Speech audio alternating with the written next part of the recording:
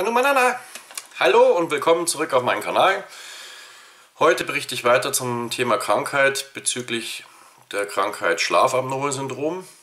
Heute Teil 5. Ich werde euch heute das Schlaftherapiegerät vorstellen, das ihr ja nach der Schlafklinik, nach dem Aufenthalt dann bekommen habt. Dieses CPAP-Gerät. Da gibt es natürlich verschiedene Arten von Geräten. Ich werde jetzt bloß mal kurz drauf eingehen zu der obstruktiven Schlafapnoe, was man für Geräte bekommt, wie so ein Gerät arbeitet. Also das CPAP-Gerät erzeugt einen Luftstrom mit einem konstanten Druck zum Öffnen der Atemwege, und das Auto-CPAP-Gerät erzeugt ebenfalls Luftstrom mit einem konstanten Druck. Es kann allerdings diesen Druck innerhalb eines vorgegebenen Bereichs verändern. Dies wird notwendig, wenn die Schwere der Atemaussetzer sich während der Nacht ändern. Dann gibt es noch die zentrale Schlafapnoe mit periodischer Atmung. Für diese Form der Schlafapnoe gibt es zwei verschiedene Gerätetypen. Sie werden auch eingesetzt, wenn neben der obstruktiven Schlafapnoe zusätzlich eine zentrale Form festgestellt wird. Aber was ihr dann für eins bekommt, beziehungsweise das bekommt ihr ja dann mit von der Schlafklinik, in die ich euch ja im Teil 4 vorgestellt habe. So, dann kommen wir mal, was gilt es zu beachten? Kommen wir mal zu dem bürokratischen Teil.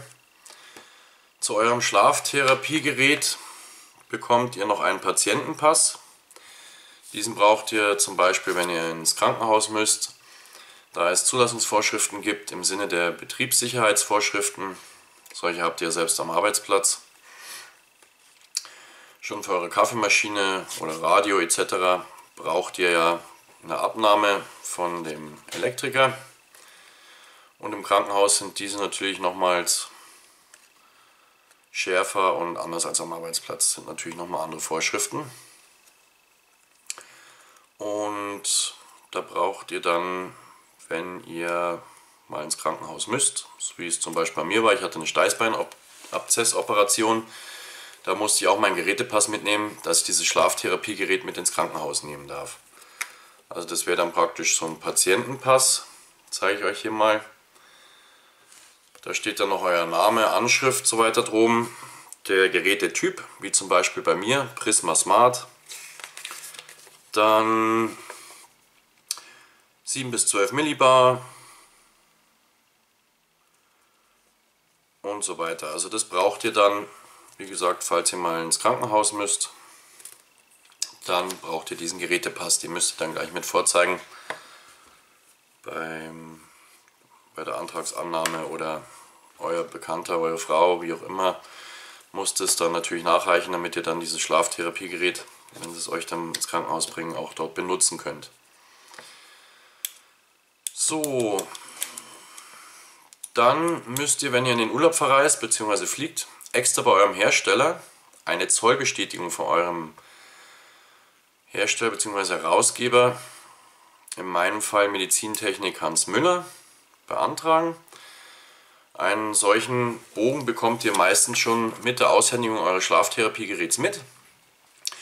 Das braucht ihr dann, wie gesagt, wenn ihr verreisen wollt ins Ausland, selbst in europäischen Nachbarländern, kann es passieren, dass am Flughafen, dass die sagen, hey, was ist das? Was ist in der Tasche drin?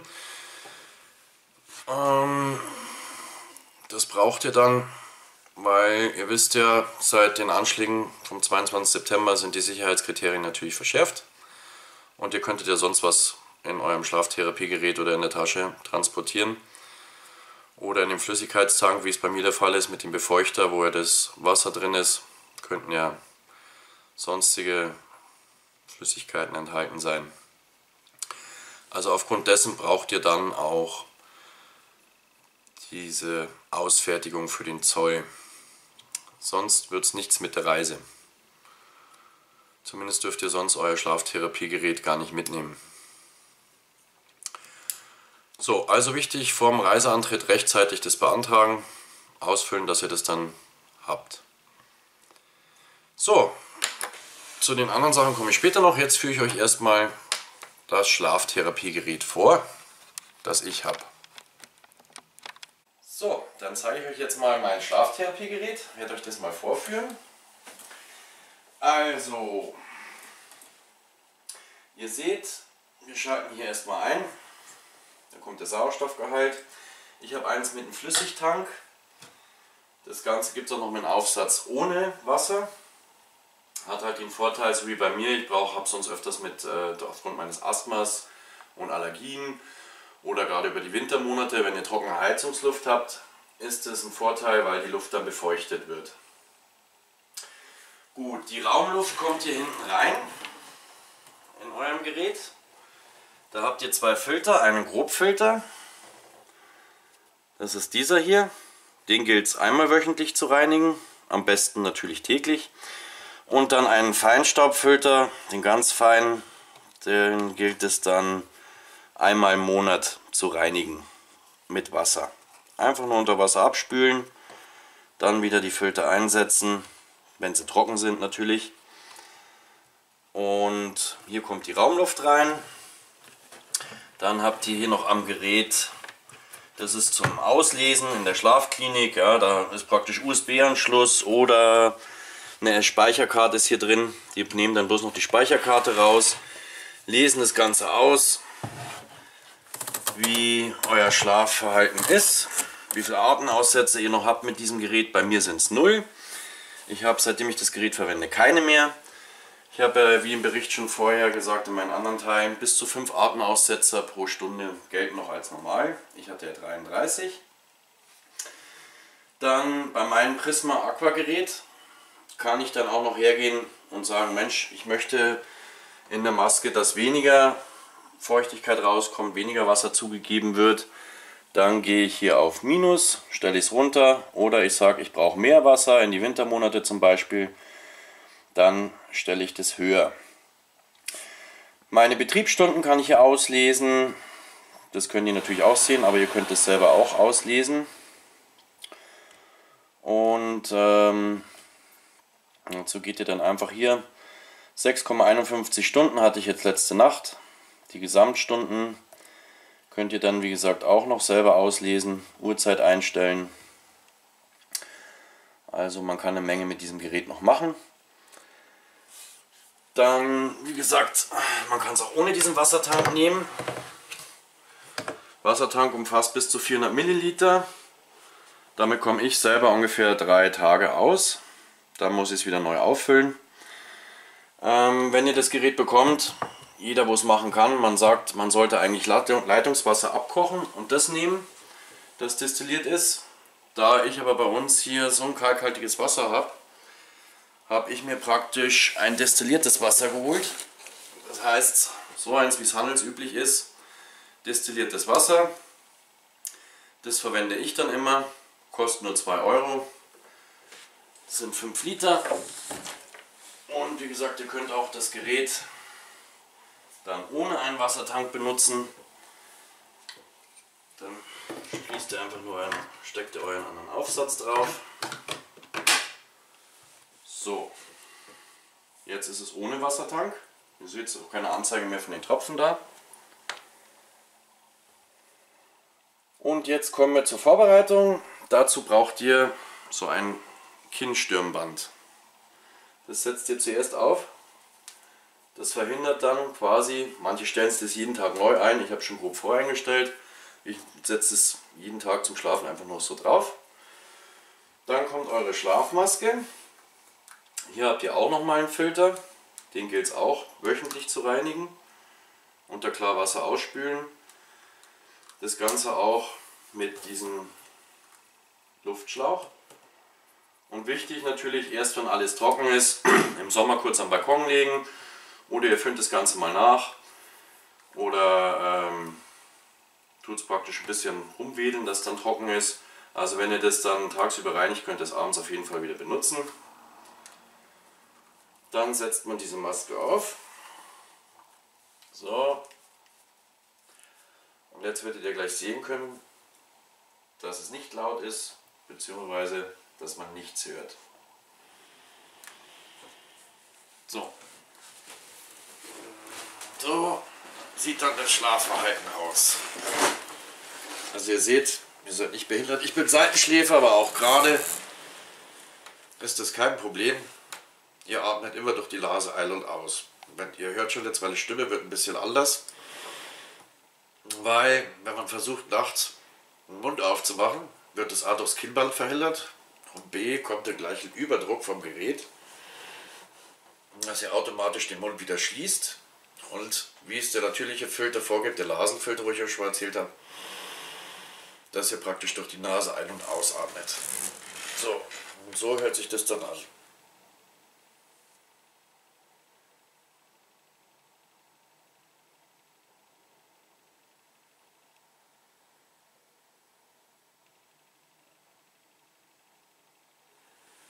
Also wie ihr hören könnt, es ist absolut leise. Man hört nichts. Wichtig ist, bevor ihr dann wieder draufsteht und die Maske runterwacht, wieder ausschalten, sonst passiert das. Ihr hört schon, das ist die Luft.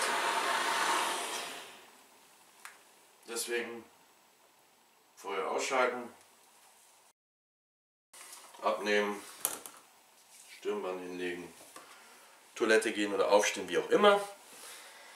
Ihr erhaltet auch jährlich von eurem medizinischen Hersteller Ersatzfilter. Die braucht ihr dann auch. Bei mir ist es zum Beispiel so, aufgrund dessen, dass ich ja den Wassertank habe, so alle 5 bis 6 Monate ist eine Maske dann praktisch, diese Dichtungen werden durch dieses Wasser dann mit der Zeit natürlich, ihr tut ja auch beim Ein- und Ausatmen, produziert ihr ja unweigerlich auch Flüssigkeiten, werden die hier oder da dann mal porös, sodass ihr dann pro Jahr 2 solche Masken erhaltet, Ersatzmasken, die wo ihr dann austauschen könnt. Ihr erhaltet dann einmal jährlich auch ein neues Kinnstirnband, das wo ihr euch dann wieder neu anlegen könnt. Meins passt noch, warum soll ich es wechseln? Das merkt ihr ja dann selbst, ob ihr das braucht. Dann erhaltet ihr diesen Feinstaubfilter. Davon gibt es 2 Stück im Jahr. Und ihr erhaltet auch 2 Grobraumluftfilter im Jahr. So, das bekommt ihr dann, das sind 2 Grobfilter, damit ihr dann wirklich das alles wechseln könnt. Natürlich euer Gerät. Wie gesagt, hier steht auch nochmal alles genau dabei, wie ihr zum Beispiel die Betriebsstunden auslesen könnt und so weiter. Dann könnt ihr hier selber sehen, wie viele Stunden ihr damit verbringt und wie viele Stunden ihr schon gesamt habt. Das wird alle halbe Jahr, ich glaube alle halbe Jahr oder einmal im Jahr wird das abgefragt. Und damit ihr auch wirklich sehen, dass ihr das Gerät, wie es ja auch vorgesehen ist dafür, dass ihr das wirklich benutzt. Manche sagen, ja, es steht zwar drin, oder manche sagen, es reicht, wenn ihr das wenigstens 3 bis 4 Stunden am Tag benutzt. Ich bin ganz ehrlich, ich hatte von Anfang an keine Probleme mit diesem Gerät. Ich benutze es nur noch. Also ich schlafe ausschließlich nur noch mit dem Schlaftherapiegerät, weil ich weiß, dass es mir gut tut. Weil ich merke wirklich jede Stunde, wenn ich dann nicht dieses Gerät benutzen würde, dann kommen wieder die Symptome, wie ich euch schon in dem Teil 1 und 2 erzählt habe, treten dann wieder auf, wie Kopfschmerzen, trockener Hals, spröde Lippen vom Aufreißen, weil ihr ja wieder nach Luft ringt. Und deswegen habt ihr dieses medizinische Therapiegerät, dieses CPAP-Gerät, damit ihr einen gesunden Tiefschlaf habt. Und freundet euch damit ab, wie wir ja schon gehört haben im Teil 4 vom Dr. Herold. Das wird euer Begleiter bis zum Rest eures Lebens sein. Zu 99%. Es kann natürlich sein, dass der ein oder andere dann sagt, Mensch, es ist bei mir nicht mehr notwendig, weil ich 10, 15 Kilo abgenommen habe oder weil meine Polypen entfernt wurden, Mandeln und also es gibt schon die Möglichkeiten, dass ihr nochmal schlafen könnt ohne Schlaftherapiegerät, aber in der Regel ist zu 99% ist das euer bester Freund in der Nacht. Und die Frau dankt es euch auch. Im Sommer finde ich es super angenehm, gerade wenn es heiß ist und ich schalte nicht gleich meine Klimaanlage ein, weil ich hier halt auch meine Temperatur einstellen kann. Wie gesagt, ich kann dann auch die Feuchtigkeit einstellen, das wo ich in der normalen Raumluft nicht habe. Wenn die trocken ist, ohne Jetmaske, habt ihr praktisch diese trockene Raumluft. Hier kann ich hergehen und sagen, okay, ich stelle dann einfach auf 2 oder auf 3 oder auf Stufe 4 und habe dann meine Raumluft befeuchtet und habe dementsprechend natürlich ein anderes Atmungsverhalten, also einfach ein angenehmeres und hat viele Vorteile. Also ich empfinde das nicht als Nachteil. Es wird euch auch vorgegeben, das was ich natürlich sowieso schon von Hause auf mache als Asthmatiker, die Betteinstellungen zu erhöhen. Das habe ich sowieso und wie gesagt, dank dieses Geräts habe ich wieder einen gesunden Schlaf und kann vor allen Dingen wieder mit meiner Frau zusammen in einem Bett nächtigen, das wo ich ohne dieses Gerät nicht machen konnte. Gut, dann was es noch für Begleiterscheinungen geben kann und was ihr noch zusätzlich beantragen könnt und wo ihr noch Stützen bekommt. Wie gesagt, das ist ja eine Krankheit, das erzähle ich euch dann gleich. So, also das war's erstmal zum Schlaftherapiegerät. Bevor ich jetzt zu den Begleiterscheinungen komme, wo eventuell auftreten könnten, möchte ich eins noch vorweg sagen. Ihr bekommt noch Zuschüsse zu den Stromkosten. Die müsst ihr bei euren Kassen beantragen, bei eurer Krankenkasse. In meinem Fall sind es bei dem 60 Watt Gerät, also der Stromverbrauch ist zwar nicht so hoch, das sind wie 2 Ventilatoren, nicht mal ganz, ja, wie 2 Standventilatoren, aber sind es knapp 50 Euro. Das bekommt ihr. Es ist wie gesagt eine anerkannte Krankheit. Ihr könnt dafür auch Prozente beantragen, ja. Also Grad der Behinderung, so einen Antrag stellen. Kriegt ihr auch ein paar Prozente, falls ihr das ein oder andere schon habt, wie in meinem Fall mit Asthma etc. Und es fehlt dann hier oder da ein paar Prozente, dann könnt ihr euch dazu auch noch verhelfen, weil es wie gesagt eine anerkannte Krankheit ist. Und keine leichte, sondern wie gesagt, das ist ja, wie ihr in meinem Bericht schon sehen konntet, eine schwere Krankheit. So, dann die Tasche habt ihr ja noch gesehen, wo ich die Sachen rausgeholt habe. Die bekommt natürlich auch dazu zu einem Schlaftherapiegerät. Da kommt es auch mal mit rein. Und zu den Begleiterscheinungen, also ich werde die jetzt bloß mal kurz anschneiden. Ich werde euch dann einen Link unten reinmachen. Da steht zum Beispiel, was steht denn da, was passieren könnte. Also Probleme, trockener Mund oder Hals ist bei mir nicht der Fall. Im Gegenteil, seitdem ich dieses Therapiegerät benutze, habe ich keinen trockenen Hals oder Mund mehr. Wie gesagt, ich war ja vorher oft teilweise heiser bis zum Stimmverlust durch dieses dauernde im Schlaf nach Luft praktisch ringen, so wo ich euch vorgemacht habe, gesagt habe. Magenblähung aufgrund vom hohen CPAP-Druck, also Schlucken von Luft. Gut, das kann ich jetzt schlecht beurteilen. Ich bin der Meinung, ich habe halt vorher schon diesen Blähbauch bekommen, ja, wo ich euch gesagt habe, wie so ein Luftballonbauch hier oben. Aufgrund meiner Schlafapnoe. Aber es kann natürlich sein, wenn das jetzt falsch eingestellt ist, dass dann diese Luft anstatt in die Luftröhre, diese Unterdrucksluft natürlich in Teilen in die Speiseröhre kommt, ja, und das kann natürlich zu Blähungen führen. Also das heißt, dann bekommt ihr auch so einen Oberbauch, so einen Blähbauch. Hautreizungen, Allergien auf Masken, Kissen und so weiter. Das wird dagegen empfohlen, Masken wechseln so. Also ich habe damit noch keine Probleme. Es sind wie gesagt alles medizinische Kunststoffe. Also vielleicht als 1% der Bevölkerung darauf wirklich mal reagieren könnte. Wunde, Nase oder Nasenrücken, wie ihr sehen könnt, ich habe davon überhaupt nichts. Das hatte ich davon abgesehen auch vor Benutzung dieses Geräts nicht. Dass man sagt, vielleicht kratzt du dich da doch eher und so weiter. Aber worauf die hier ansprechen, ist ja durch diese Nasenmaske, weil ihr ja praktisch so einen Steg hier habt, dass es dazu zu einer wunden Nase oder Nasenrücken kommen könnte. Wie ihr seht, also ich habe das nicht, weil das wird ja richtig angepasst. Klaustrophobie, ja, also ich muss ganz ehrlich sagen, das erste Mal, wie ich das Ding natürlich auf hatte in dieser Schlafklinik, da war mir auch ein bisschen unwohl, wo ich mir gedacht habe, oh, da musst du erstmal versuchen, wie am Anfang, wenn ihr das erste Mal in ein Wasser geht, ja, und tut schnorcheln das erste Mal und sollt mit einer Tauchmaske unter Wasser gehen, auf einmal durch einen Schnorchel atmen. Denn so ein beklemmendes Gefühl, nicht ganz so schlimm, aber hatte ich dann auch, muss ich zugeben, in der ersten Nacht in der Schlafklinik.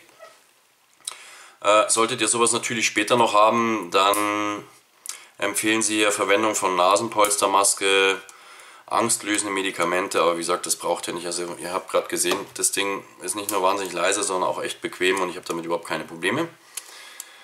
Und wie gesagt, benutzt es wirklich. Leute, benutzt das Gerät, auch wenn man sagt, vielleicht bloß ein paar Stunden am Tag. Also ich benutze es permanent. Je schneller ihr euch damit anfreundet, desto erholsamer ist euer Schlaf, desto ausgeglichener seid ihr und desto eher habt ihr euch natürlich damit angefreundet und abgefunden. Verstopfte Nase wird hier noch eingegangen. Ganz ehrlich, also ich habe keine Probleme mehr mit einer verstopften Nase, weil durch dieses Schlaftherapiegerät atmet ihr permanent durch die Nase ein und aus. Also dieses Problem hatte ich nur ohne dieses Schlaftherapiegerät.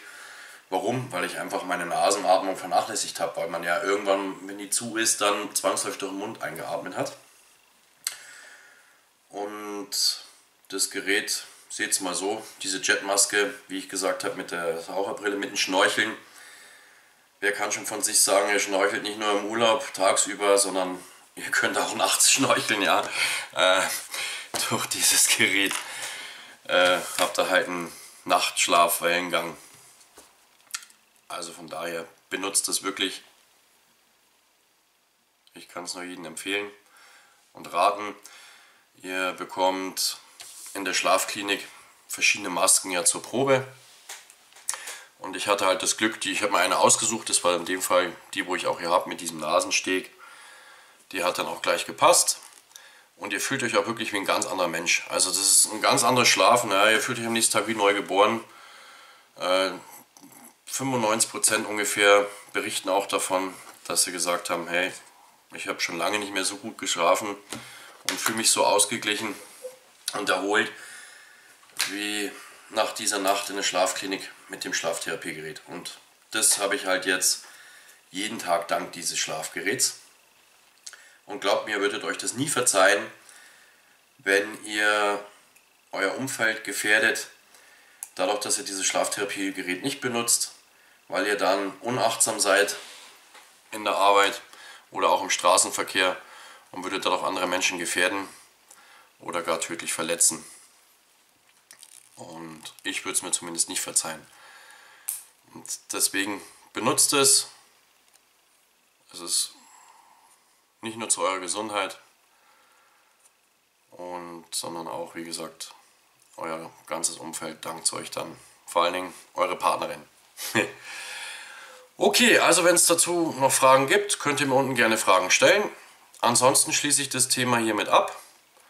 Die Krankheit Schlafapnoe mit dem 4. Teil. Ich weiß, eingangs hatte ich erwähnt 5. Teil, also es ist der 4. und letzte Teil.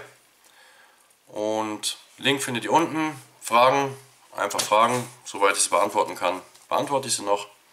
Oder gebt gegebenenfalls Anlaufstellen, wo ihr eure Fragen beantwortet bekommt. Okay, dann hoffe ich, konnte ich euch soweit die Krankheit mal näher bringen, dass ihr wisst, was auf euch zukommt, was erwartet euch, vor allem im Umgang mit diesem Schlaftherapiegerät auch. Und wünsche euch soweit alles Gute, bleibt gesund. Bis zum nächsten Mal, euer Kasti. Manu Manana!